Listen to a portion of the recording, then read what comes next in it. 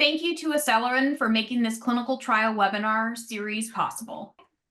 Hi, everyone. My name is Brindley Brooks, and welcome to Clinical Trials 104, where we are going to talk about minority populations and involvement in clinical trials. I'm joined today by Dr. Tiffany Mayo, and I will let you go ahead and introduce yourself. Thank you so much for being here. Thank you. It is a pleasure to be here. I am Tiffany Mayo, as you stated. I am an associate professor at the University of Alabama at Birmingham. I'm also director of the Dermatology Clinical Research Unit. I have an interest in hidradenitis suppurativa, obviously, but I also have an interest in clinical trials and underserved populations, including skin of color. My background is I attended undergraduate at Tuskegee University, where I received my bachelor's as well as a master's degree, but I also grew up in the South. So I'm from Alabama. And so a lot of those things have impacted my understanding of health equity and also my interest in reaching out to underserved populations as it relates to clinical trials. Perfect. I'm so excited you're here today to talk to us about this because I think this is one of those topics that is really hard to cover. There's obviously a history that's involved, and I'm not the person to be talking about that and, in a respectful way. And I think, part of the thing that we often hear in dealing with clinical trials is that we don't have enough diversity. And we've seen that happen right over and over in the clinical trials where there's a majority of Caucasian participation and very little participation from skin of color or other minority participants. Have you seen that in your own experience as well, or what does that look like on your end? Yes, so we see that in clinical research, particularly in dermatology clinical research. I'll speak to that. So dermatology hasn't really been a space that has captured skin of color patients for a very long time. More recently, there have been more advertisements and marketing where you can see skin conditions and skin of color, and patients can feel like, oh, okay, that is what I have. Because often when patients search up images, it doesn't necessarily look like what they have. And the community may have been more of a resource for certain things related to the hair or even the skin in certain populations. And so I'm very excited that dermatology is kind of making this shift to embrace minority populations. And I think we're going to also start to see a shift in patients being interested in clinical trials in dermatology in particular. Now, that doesn't get at the bigger issue of why are some of those reasons outside of dermatology as well that we don't really see high enrollment in minority populations. And so some of that gets at much larger issues that I think are going to be up to us as physicians, as well as up to pharmaceutical companies to try to mend some of those gaps to increase awareness and that sort of thing. So what do you think that looks like as far as, when you're talking about kind of mending those gaps? Can we go into that historical piece a little bit and Yes. talk more about what that looks like? Absolutely. I think, the first thing is trust. So, whatever patient population we're talking about, if there's clinical trial hesitancy, I think the backbone of that issue is usually trust. And so, when we talk about minority patients, particularly Black patients, I think it's important to acknowledge why this patient population would have issues with trust.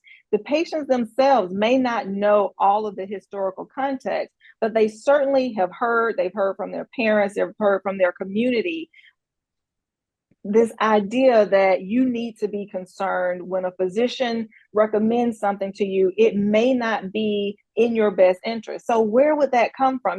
For us as physicians, it may come off a little bit shocking, but I actually I was raised by my grandmother. And so that really impacted, me in the sense that I was able to see her go through the healthcare system. And she had a lot of lack of trust related to medications, related to what physician she saw. And as a child, I would say, why aren't you taking your medicine that this doctor gave you? And she said, well, I don't know if this doctor is giving me something to help me or hurt me. And when I would ask questions about that, she would say, well, this happened to my neighbor, or this happened to, a family friend when I was growing up. So the truth is there are a lot of things that have to be acknowledged. And so even being in healthcare, I am very much aware that a patient comes in to see us with a history already on their shoulders of a physician that they've already seen and maybe didn't have a good outcome, or something someone has told them about their disease that, maybe rubbed them the wrong way. And so we have to understand that when we're talking about clinical trials, patients are coming to us with some understanding that may or may not still be accurate, but needs to be acknowledged before we're going to be able to overcome the hesitancy that they may have in clinical research. Yeah, that makes a lot of sense. And I think, like you said, it's a lot about building trust. Right. What would you recommend? Like, let's say in a perfect world that you got to pick whatever, how would pharmaceutical companies approach that, building that bridge of trust? What would that look like? Mm-hmm. I think that's interesting, because I also think it has to be a partnership with the physicians, with the principal investigators, because I think in order to get to a clinical trial, usually the patient is trusting in their physician to say, hey, I want to ask you about this clinical trial I saw. Or if the physician is recommending something, they have to trust that that physician is the physician that's recommending it, they have to trust. So I think one, pharmaceuticals could do really more marketing regarding like what are clinical trials and what are some of the things that protect patients in clinical trials, what are some of the benefits of clinical trials. So really, just really coming straight out with what are some of the things that protect patients in clinical trials. In the same way, when we learn about a new drug, our first question is, tell me about the safety. How do Yeah. I know that my patients are going to be safe? I think patients want to know, or potential participants want to know, how am I going to be safe in this clinical trial setting? Not necessarily even just a drug, because we do a good job talking about that, but tell me more about clinical trials, and am I safe to participate in a clinical trial, and how do I know that to be the case? So I think talking more about clinical trials, the logistics of being in a clinical trial, that sort of thing could be helpful. But then also selecting principal investigators who match the patient population that you want to see, or who have the patient population that you want to see enrolled in the clinical trials, is going to be of utmost importance as well, because those are the physicians who have relationships with those patients that is more likely to be a trusting relationship. So that's not to say that could be anyone, but usually it's going to be in that community that you're trying to recruit from. And so that gets to the point of a physician themselves making sure that they aren't being biased when they are recommending clinical trials to certain patients. Sometimes we assume that a patient may not be interested in a clinical trial, but that is, that actually is doing a disservice, to that patient. We need to make sure that we're making patients aware that clinical trials even exist, and that as their physician, why we think that, they may benefit from a clinical trial, because they already trust you as their physician. They're coming to see you. And so you recommending a clinical trial is almost an extension of what you think would be best as part of their treatment plan. So I do think physician awareness of clinical trials, even if they're not the principal investigator, and their willingness to engage in a conversation with patient about clinical trials, is also going to help enhance trust, from the perspective of trust that this may be something helpful for me and my condition. And then from the perspective of pharmaceutical companies, helping patients understand that they are safe in this clinical trial environment. I think those are a few things that can help build the trust. Yeah, and we talked about that in a couple of the prior episodes too, about like this, it's rigorous. I mean, Right. as a PI, you guys are held to some really extreme standards for the safety of everyone involved. So, Right. and in the past, I think that as clinical trials have continued to grow and more and more drugs have gone through them, right? Like this process has been refined over and over, and there are really extremely high standards that have to be met. So I think people can, hopefully start to feel more safe in participation, Right. that they're being looked out for on both ends. Um, Right. Yeah. I mean, I think that's so important because patients don't really understand clinical trials. They don't understand it to be different than a research experiment, and patients will say, I don't want to be experimented on, or they'll say, I don't want to be a guinea pig or a lab rat. And so helping patients understand even concepts such as the different phases of clinical trials. What does it mean, when a drug is in phase 3? How many patients have been in that type of trial? So helping patients understand how is a clinical trial, different than their like perception of it being, this idea of a guinea pig or concept of being, in a lab testing something out of a test tube, that sort of thing. I think that can go a really long way with, really helping patients see that this could be not, also a treatment option for you. And it can be a way for you to contribute to research and science as well. Yes, and we had talked in the past episodes too about how expensive it is for drugs to come to market, right? And that when Mm-hmm. pharmaceutical companies are betting the farm on this one horse, right? And it's a pretty good contender because they have to be pretty dang assured that it's going to produce, in order to go Right. through and spend that kind of money on putting that out there. But that we often learn so much from clinical trials that don't make it, that aren't successful as well. That, okay, are we Right. headed in the wrong direction? Like, do we need to change gears?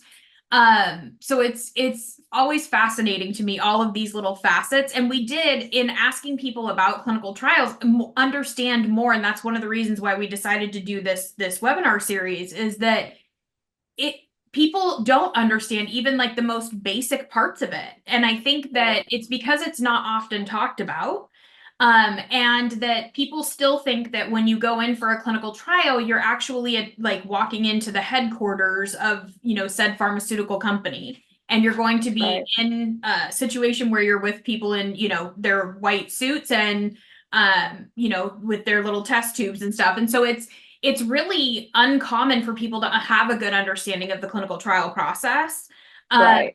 one of the things we had talked about in the past too, that I'd love to hear your thoughts on, is that a lot of times patients aren't open necessarily to participating, or don't think about themselves participating in a clinical trial, because it's always been something that's been thought of in the past as a last resort.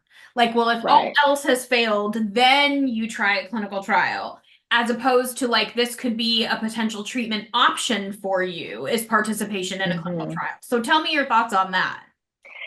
That's a really good point. And that gets back to the whoever their physician is, whether it's their primary care physician or their dermatologist or whoever the physician that they're seeing is. I think it's important for this to be integrated into the discussion about treatment plans. So we often will talk about discussing treatment options with patients. Every patient needs to know that they have treatment options. And as part of one of those options, you have what's readily available, you have some over the counter option, and we have a clinical trial for this. So even if a patient, decides to go with something else, you're discussing a clinical trial as a really viable treatment option up front, so that it's not that you have to wait to consider this, because some patients want to be a part of cutting edge research. Some patients want to know, well, wait a minute, what else is available?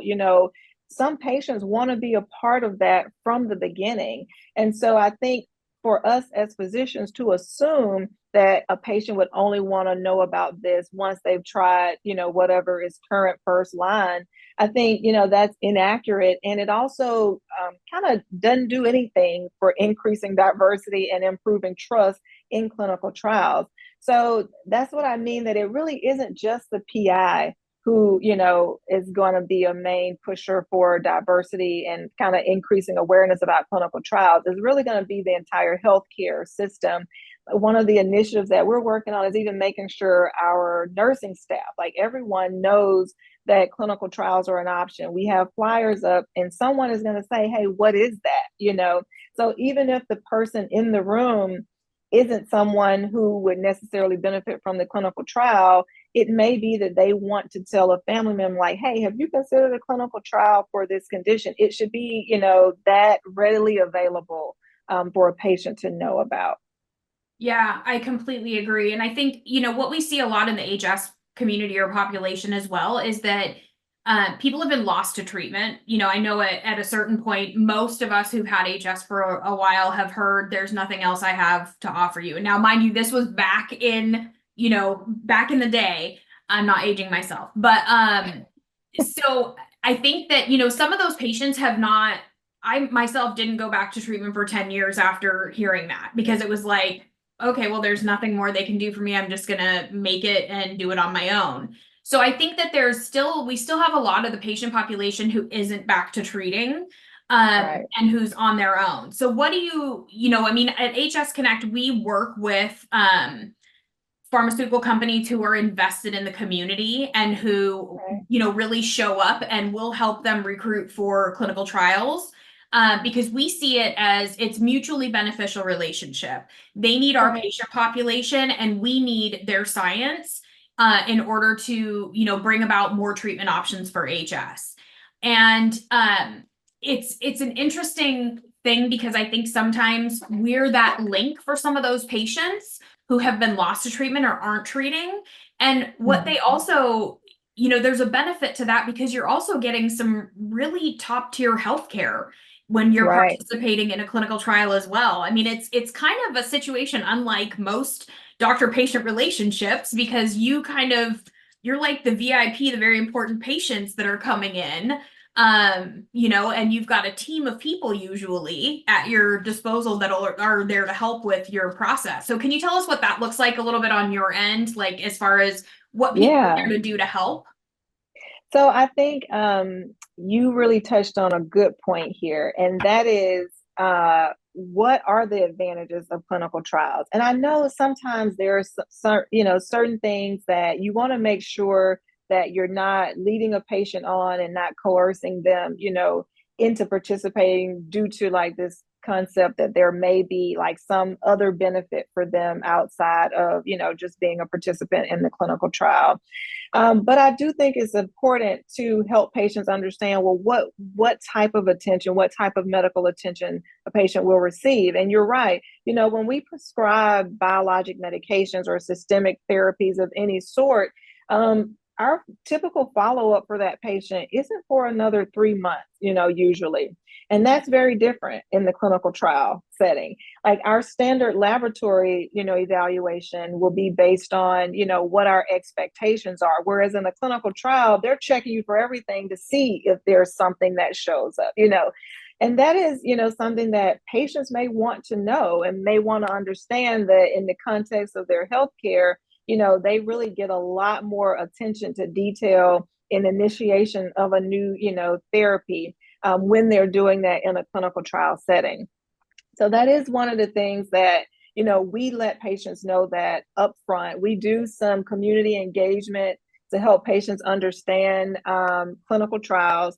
So about that community engagement, it still starts with acknowledging what has happened that has led to this mistrust. Because again, some patients don't really know exactly what it is. They know what they've heard. Like when it came to COVID vaccinations, many patients said, well, I'm not going to get the COVID vaccine because of the Tuskegee syphilis study. So even if they didn't have, all of the information about the Tuskegee syphilis study, they know it happened.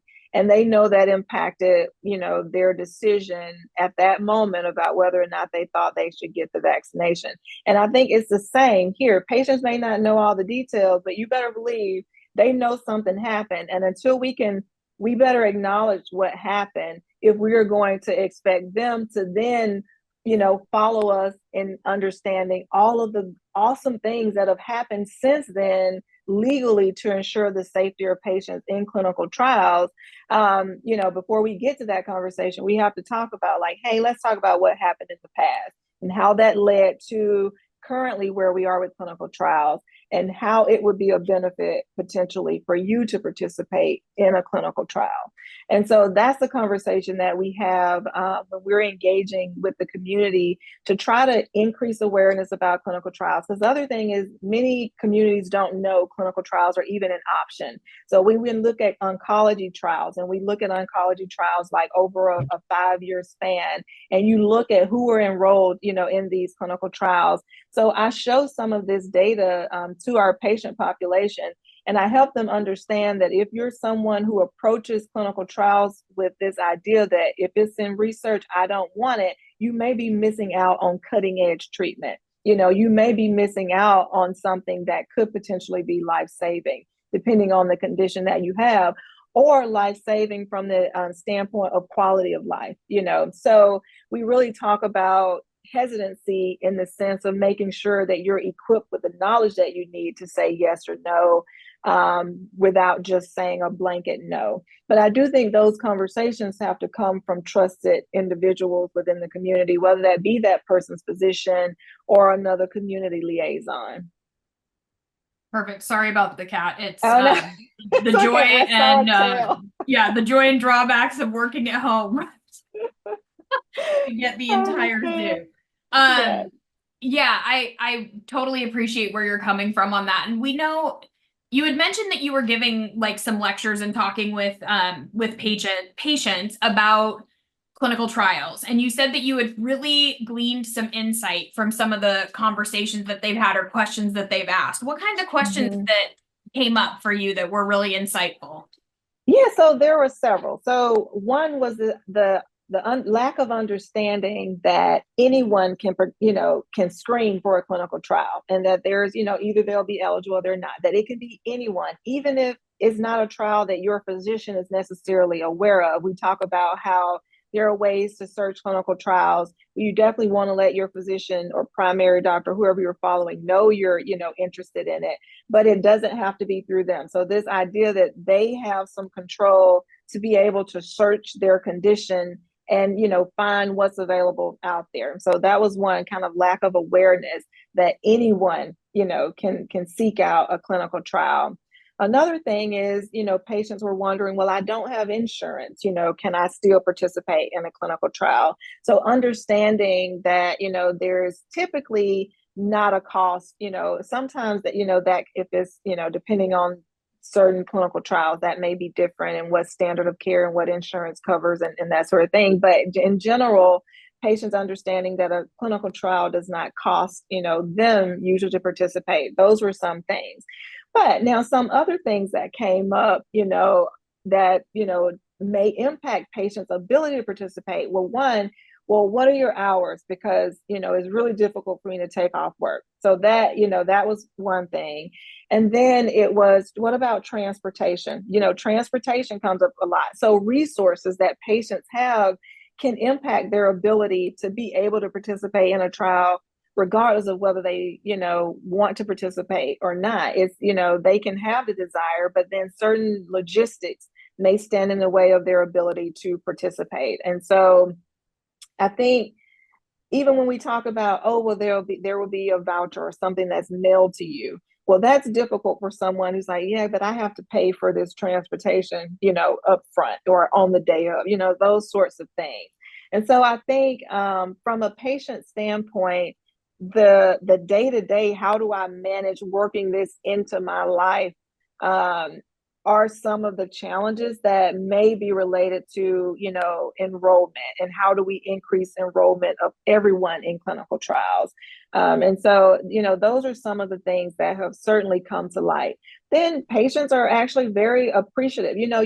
Some have suggested that maybe, well, what if you're talking about Tuskegee syphilis study and HeLa cells, and you're talking about Henrietta Lack and all of these historical things that have happened, like, is there a concern that you're going to be just increasing mistrust? Patients have really appreciated that. Like, actually, it's been quite the opposite. Like, actually talking about, well, what did happen, and then talking about, IRBs and consent forms, and talking about, and you can leave a clinical trial at any moment. There's no repercussion to you as a patient, or all of that. patients really appreciate talking about the historical context of clinical trial and mistrust, the rules and regulations that are in place now, the consent forms, all of these things make them feel more comfortable. Now, at the end, actually, this is part of a survey study that we do. Not everyone changes their mind about whether they themselves want to be involved in a clinical trial, but at least they have the knowledge. Now they have the knowledge, and if it comes up again, then at least they can work with the knowledge, accurate knowledge, and they have the awareness that clinical trials exist. And that's the point, because maybe they don't even have a condition, where there is a current enrolling clinical trial, but they have a family member, they have, a neighbor, they have someone who may say, hey, my doctor recommended this clinical trial, and they can say, oh, wait, I know about that. Don't just say no. Here's some questions that you should ask. And so I think engaging in the community in a very intimate way where you're really able to answer questions is a way to improve awareness, not just for those individuals in the room, but for that entire community. Have you seen a lot of changes in like the protocol design and the study design reflecting those logistics needs? Because that's another one that we hear from the community a lot too, is how can I get there? Ideally there would be a clinical trial location, study location all around everywhere, but that's not the case. So have you seen a response to that in clinical trials that you've seen coming through? I have actually. So some clinical trials will offer transportation vouchers. And that's been really nice to see. So the transportation vouchers, I think, are helpful. I think, that the hours, that's not really something that the pharmaceutical companies can accommodate. Usually it's, what that's going to be so site specific, and sometimes there are rules there. But I do think the payment structure, I think kind of understanding that it's not just that someone is coming in, they're missing work for that day, and not everyone is a salaried worker. And so missing work means missing out on an opportunity, to bring in a certain amount of income, to someone in their family. So I think the designs that I've seen, or the changes that I've seen that have been different, have certainly been around some of these things that are impacting patients. Some of them that I think I haven't seen as much change around that could be helpful is not everyone actually has access to internet. And so a lot of the, just technology has increased. And so it is a lot more efficient to kind of get our surveys done on like iPads and that sort of thing that patients take home with them. But that isn't a good option for rural, people who live in rural areas sometimes, or maybe that's not a good option for someone who actually doesn't have that capability immediately. And I don't really know, the best fix for that, but it's just something to consider. Language barriers, now I'm so excited to see that usually the consents, are already translated into different languages. And so, that's something that has been very helpful. But then also making sure that the sites have a way to have a translator there if needed for different patient populations. Those are the things that I think are small asks, from a pharmaceutical company standpoint, that really can go a long way with making sure a patient that's there feels welcome to be there. And feels comfortable being there. And so that extends, that's not just, race. That's not, that's culture, understanding culture, understanding gender, understanding how someone may conform or not conform, with the assigned sex, like all of these different things, and making sure that our consent forms, the language in our consent forms, are welcoming from the start, because this is the first thing, that the patient is going to see that gives them an impression of this trial. And so if something in the language is off-putting, if something, there says, hey, we're not actually talking about you, then that's going to make someone not feel as comfortable as they're reading that consent. If the consent is not in their language and they have, like, that is not okay. They're not going to feel very comfortable. Yeah, and the last thing you want someone to do is struggle through an informed consent where exactly. It's important that they understand all of that and shouldn't struggle. So absolutely. Right. One of the things that we often hear too is just in general, we don't have enough diversity. And I know, Mhm. one of the calls out from the community is that we need to answer that call by putting more study sites in locations where we need that diversity to happen, right? Where we're Mhm. more likely to get that. Right. Have you seen like a trend in that direction as well? I have seen a trend in that direction. One of the challenges, though, is that the time needed to enroll, sometimes I think there is going to be maybe more of a counseling, or maybe patients at on, like maybe they want time to think about it. So enrollment may or may not happen as quickly. And so I think like really giving some time to see how those sites, maybe those sites don't have a clinical research unit. And maybe it takes time for them to be able to enroll, and just having just respecting that those sites aren't the classic sites that are selected, but they are certainly the sites that are needed. And so I think it's important for industry to understand that when they are trying to recruit from certain patient populations, that there may be more counseling that goes into it. Or you may need to select principal investigators who may not have as much experience in the clinical trial setting, but who are well trained otherwise, and has a patient population that you need. But it also may take a little bit longer time to recruit, patients due to other factors. And so it may or it may not. But I think really building in some of those concepts in terms of the timing for recruitment, um, providing, whatever language the consents are needed in the different languages, making sure that the sites have what they need if they're not a site up and running, and being supported in that process. I think those are some of the things. So yes, I have seen I've seen programs. The Skin of Color Society and the National Medical Association have worked with physicians who are interested in becoming PIs to make sure they're trained. And so I've seen companies that are working to recruit minority principal investigators and those who are serving in underserved areas.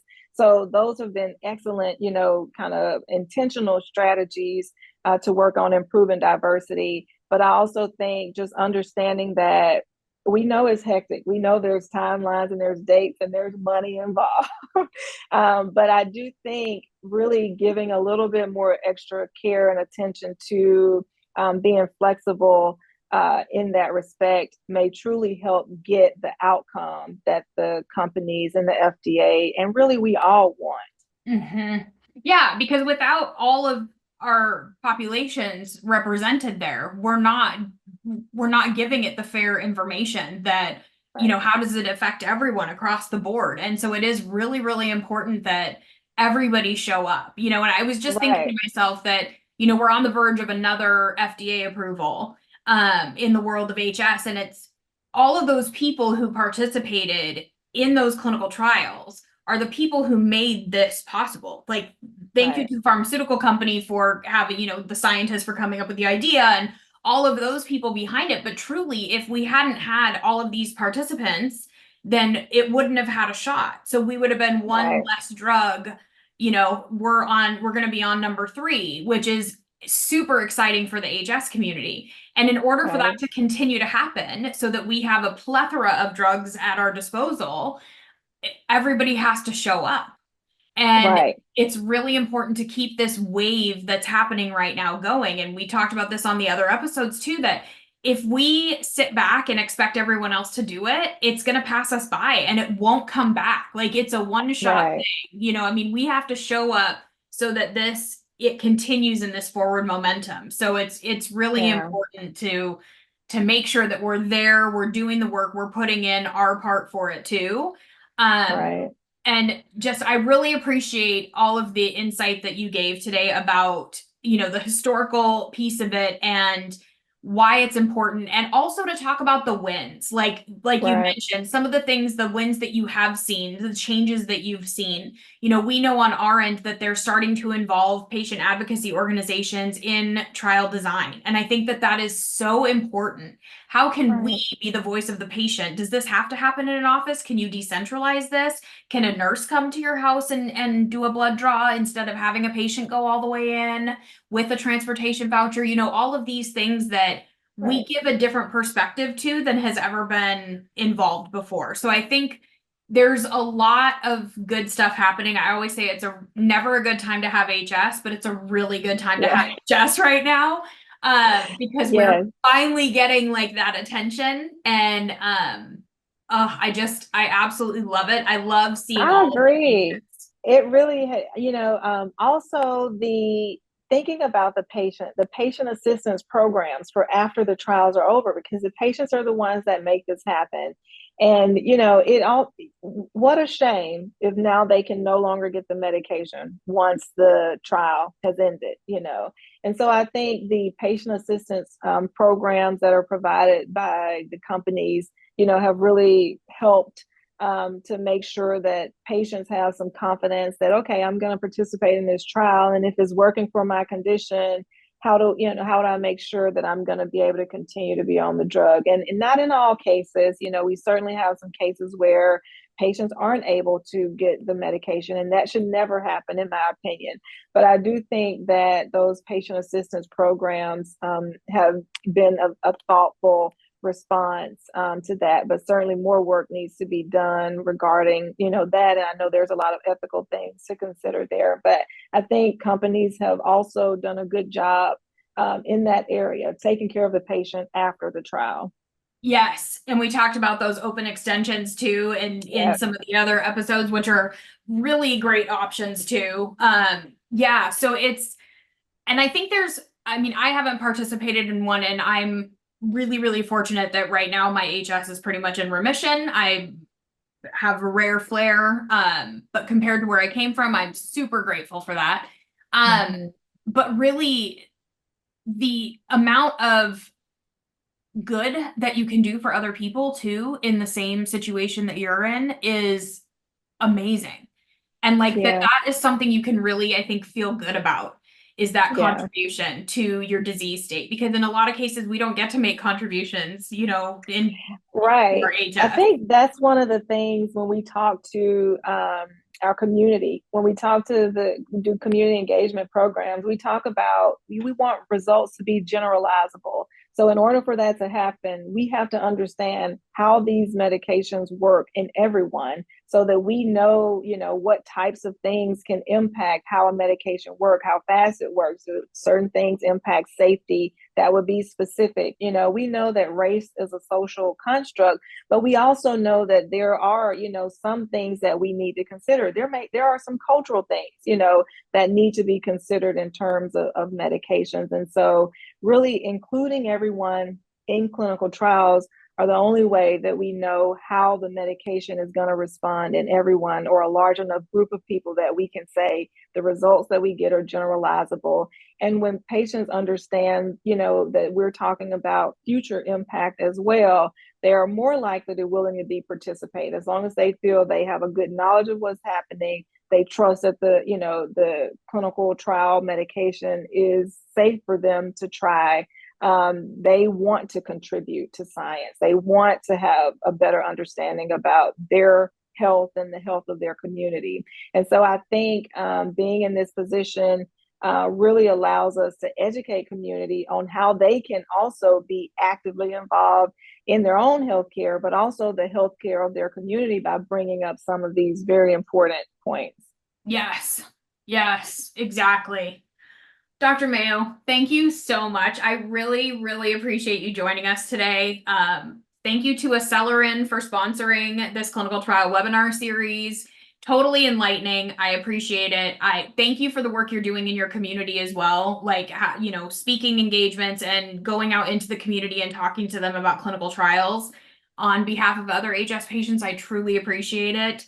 It's so necessary, and hopefully we'll be able to see, you know, that kind of continue and that outreach continue so that we can make sure we're meeting all of the marks and exceeding all of the marks that are necessary to make sure that all of these drugs are safe and effective for every one of our HS patients. So thank you again. I truly appreciate it. Any parting words? No, thank you for having me. I think clinical trials are very important, and I want everyone, really everyone in healthcare, not just physicians, everyone in healthcare should have some knowledge and understanding of what clinical trials are. And if a patient asks, you know, we should have the knowledge to point them in the right direction of where they can find out more about clinical trials. So it's on all of us to improve outcomes related to clinical research, because nothing comes to market without clinical research. We can't improve on the treatments that we have without clinical research. And so I think it's the responsibility of all of us to be engaged with community, to be engaged with patients and talking about clinical trials. Yes. And then it's on us to be engaged in return, and then show up and enroll and participate and stick it out. So Yes, yeah. awesome. Thank you again. I appreciate it so much. Thank you. Thanks for joining us, guys.